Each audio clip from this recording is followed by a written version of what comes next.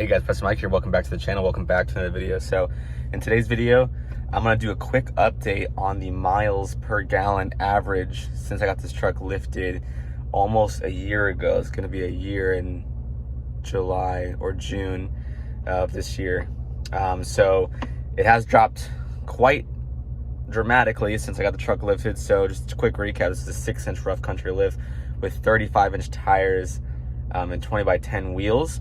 The truck is bone stock. All I have is a muffler delete. There's no tune, no cold air intake, anything like that. It's just a regular 6-inch lift with mud terrain tires. So let's go ahead and check the average miles per gallon ever since I got this truck lifted. All right, so this is what we're looking at right here. 14.4 we're at now.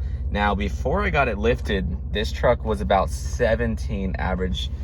So if I go to, let's see, I wonder if I can go,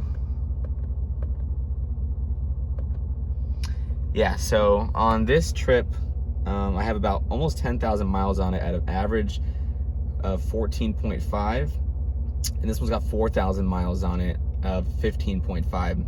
So it's kind of crazy to think about because I do a lot of highway driving too, so this thing would probably be even lower if all I did was city driving. I do a ton of highway driving because I commute to work every day about 30 minutes. And then I also, on the weekends, visit my girlfriend, which she lives about an hour away. So I do that every weekend too. So I put a lot of miles on this truck. My daily driver, I don't have other vehicle. So truck's got about 81,000 miles on it. And so just 5,000 miles on it, it's at 15.5. And that's with highway driving mostly.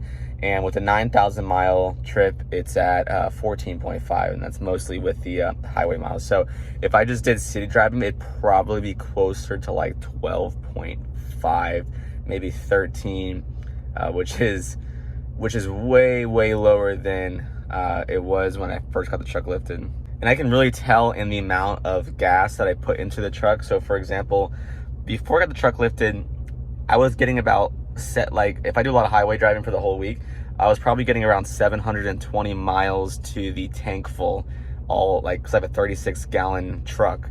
Now it's closer to like 540 to the tank full. So I've lost about 200 miles to the tank full, which is like quite a lot. I mean, when you really do the math on that, it's like 30% that I've lost getting the truck lifted. So not only does it cost a lot of money to get the truck lifted, but then it costs a lot of money to sustain it because of the maintenance, the gas, and the gas mileage. So for example, the gas is really expensive.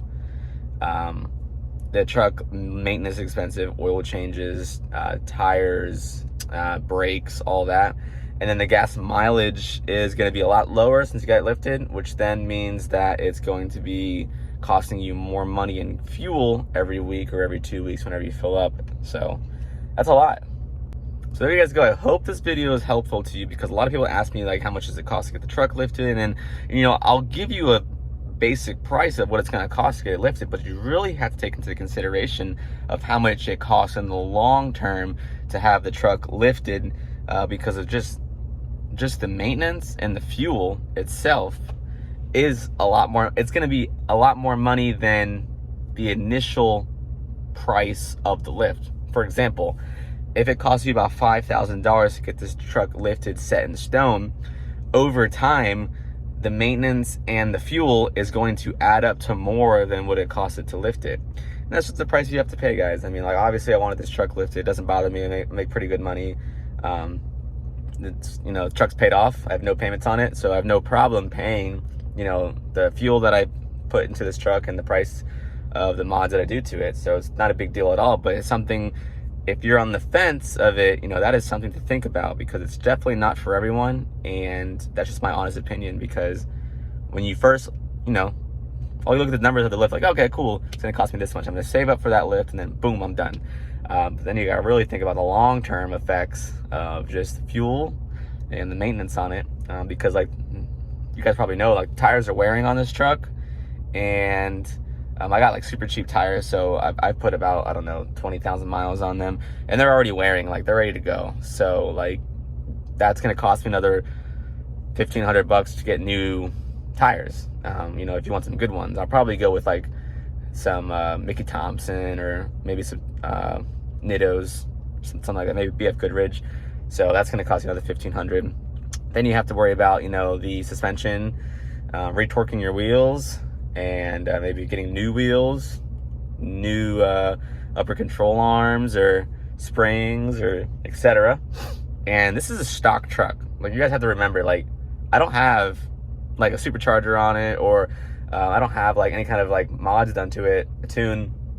So it doesn't have to take 93 octane. You know, imagine that. Imagine the cost of that, just adding 93 to this truck with 36 gallons. So this is the extended fuel tank. So I like having that 36 gallon. Yeah, it costs a lot of money to fill it up, like, you know, initially to fill it up, but it gets me a long ways. Like, it gets me a long ways. Like, I used to get like 700 miles to the tank full. Like, that's a lot of fuel.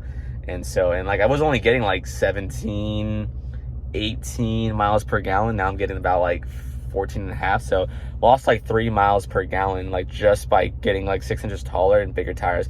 I think, and obviously the tires itself is gonna, you know, have an effect on your fuel economy. Like, if I had like all-terrain tires, I would have better fuel economy versus the mud terrain.